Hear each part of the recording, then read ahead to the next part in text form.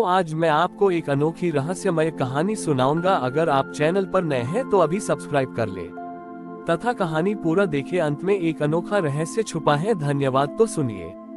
प्राचीन काल में एक छोटे से गांव में सुधीर नाम का एक किसान रहता था। सुधीर बहुत परिश्रमी और ईमानदार था, लेकिन वह हमेशा अपने भाग्य से दुखी रहता था। जब भी वह खेत में फसल बोता तो या तो बहुत अधिक वर्षा हो जाती जिससे फसल गल जाती, या सूखा पड़ जाता जिससे फसल सूख जाती। वह हर वर्ष मेहनत करता, पर उसका परिणाम कभी संतोषजनक नहीं होता था। वह हमेशा अपने भाग्य को कोसता था। भगवान विष्णु, आप मेरे साथ ही ऐसा क्यों करते हैं? मैं इतनी मेहनत करता हूँ, फिर भी मेरा भाग्य मुझे धोखा देता है। फसल का चयन। एक दिन सुधीर की निरंतर शिकायतें सुनकर भगवान विष्णु ने उसे दर्शन देने का निश्चय किया। भगवान विष्णु एक दिव्य ज्योति के रूप में प्रकट हुए और सुधीर से बोले, सुधीर, मैंने तुम्हारी शिकायतें सुनी हैं। मैं तुम्हें एक विशेष वरदान देता हूँ। सुधीर ने उत्सुकता से पूछा, कैसा वरदान प्रभु? भगवान ने कहा, अगले वर्ष के लिए मैं तुम्हें मौसम को नियंत्रित करने की शक्ति देता हूँ। तुम तय करोगे कि कब धूप चाहिए, कब वर्षा और कितनी हवा। तुम अपनी इच्छा के अनुसार अपनी फसल उगा सकते हो। सुधीर खुशी से झूम उठा। उसने सोचा, अब मेरा भाग्य मेरे हाथ में है। अगले वर्ष सुधीर ने अपने खेत में उत्तम बीज बोए। जैसे ही बीज अंकुरित हुए, सुधीर ने अपनी शक्ति का प्रयोग करना शुरू कर दिया। तारांकन उसने सोचा, मैं वर्षा नहीं होने दूंगा ताकि कोई कीड़ा न लगे और कोई बीमारी न हो। तारांकन जब पौधे बढ़ने लगे तो उसने अत्यधिक तीव्र धूप प्रदान की ताकि वे मजबूती से बढ़ें। तारांकन जब दाने भरने का समय आया तो उसने केवल उतनी ही हल्की वर्षा की जितनी उसे आवश्यक लगी। सुधीर ने पूरे वर्ष अपने खेत को किसी भी प्राकृतिक परेशानी से बचाकर रखा। उसे अपनी बुद्धि और नियंत्रण पर बहुत गर्व था। अंत में फसल कटाई के लिए तैयार हुई। सुधीर का खेत सुनहरी बालों से भरा हुआ था। वह अब तक की सबसे विशाल और सुंदर फसल थी। सुधीर ने खुशी खुशी अपनी फसल काटी और जब उसने उन विशाल बालों को तोड़कर दाने निकालने शुरू किए तो वह हक्का बक्का रह गया। फसल के बालों के अंदर एक भी दाना नहीं था। सारी बालें पूरी तरह खाली थीं। सुधीर दौड़कर अपने खेत के बीच में बैठ गया और रोने लगा। तभी भगवान विष्णु एक शांत किसान के वेश में उसके पास आए। किसान विष्णु ने पूछा, क्या हुआ मित्र? तुम्हारी फसल तो बहुत सुंदर दिख रही है, फिर तुम रुक क्यों रहे हो? सुधीर ने अपनी सारी व्यथा सुनाई। मैंने पूरे वर्ष मौसम को नियंत्रित किया। मैंने किसी भी तूफान, तेज हवा या अनावश्यक वर्षा को नहीं आने दिया। मैंने अपनी फसल को हर संघर्ष से बचाकर रखा, फिर भी यह खाली क्यों है? उद्धरण चिन्ह। किसान विष्णु ने स्नेह से सुधीर के कंधे पर हाथ रखा और समझाया, ग्रेटर देन सुधीर, तुमने अपनी फसल को आराम दिया, संघर्ष नहीं। जब पौधे तेज हवाओं और तूफानों से नहीं टकराते तो उनके भीतर मजबूत जड़ें विकसित नहीं होती। जब वे अति वर्षा और सूखे के खतरे का सामना नहीं करते तो उनके भीतर जीवन को बचाने के लिए आवश्यक सार पैदा नहीं होता। Greater than. उन्होंने आगे कहा, असली दाना, सार या ज्ञान संघर्ष के बाद ही बनता है। तुमने सोचा कि तुम भाग्य को नियंत्रित कर सकते हो, पर तुमने जीवन की सबसे बड़ी सच्चाई को नजरअंदाज कर दिया कि चुनौतियां ही हमें मूल्यवान बनाती हैं। सुधीर को अपनी गलती का एहसास हुआ।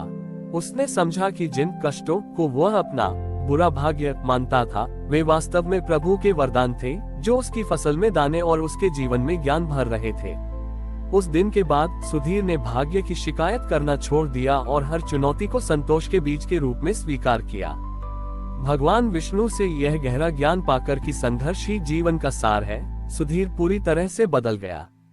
उसने उस खाली फसल को जलाया नहीं, बल्कि उसे एक शिक्षा का प्रतीक मानकर अपने गांव के बीचों बीच रख दिया। अगले वर्ष सुधीर ने फिर से अपने खेत में बीज बोए। इस बार उसके पास मौसम को नियंत्रित करने की शक्ति नहीं थी और न ही उसने नियंत्रण की इच्छा रखी। जब भयंकर गर्मी पड़ी तो उसने धैर्य रखा और केवल उतना ही पानी दिया जितना आवश्यक था।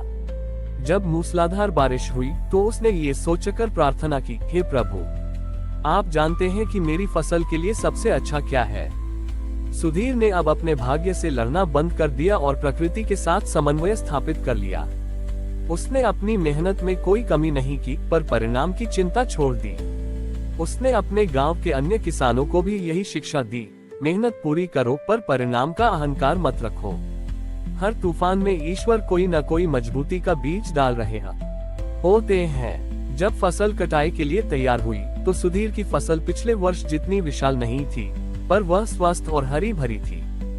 जब सुधीर ने फसल के दाने निकाले तो वे छोटे, कठोर और गहरे रंग के थे, लेकिन जब उसने उन्हें चखा तो वे अत्यंत मीठे और पोषक थे।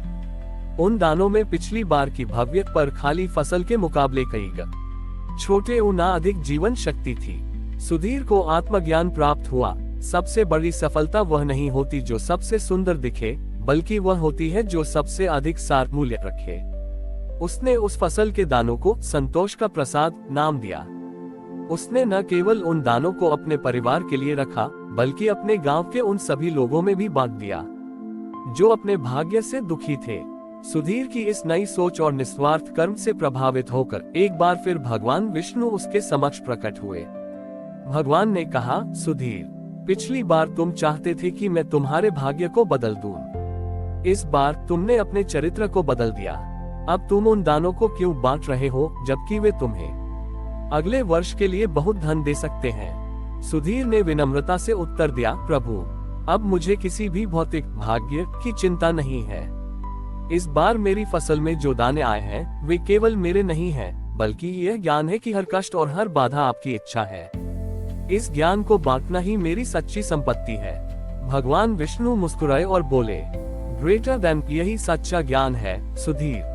जिसने मेहनत के साथ संतोष और निस्वार्थ भाव का बीज बोया, उसे फल हमेशा उत्तम ही मिलता है। आज से तुम्हारा जीवन ही एक उपदेश है। तुम्हारा जीवन दर्शाता है कि भाग्य को नियंत्रित करना व्यर्थ है। जो नियंत्रित करना आवश्यक है वो है हृदय में बैठा असंतोष। Greater than. और इस प्रकार किसान सुधीर ने संसार के सबसे बड़े रहस्य को समझा। भाग्य का सबसे बड़ा खजाना बाहरी सुख समृद्धि में नहीं, बल्कि मन की उस आंतरिक शांति में छिपा है जो हर चुनौती को स्वीकार करती है। हमारी और भी आध्यात्मिक एवं अनोखी कहानियां देखने के लिए हमारे चैनल पर जाएं तथा धार्मिक एवं पौराणिक अनोखी कहानियां हमारे चैनल पर है। कृपया जाके देखें तथा हमारे चैनल को सब्सक्राइब करके रखें और वीडियो लाइक जरूर करें। धन्यवाद।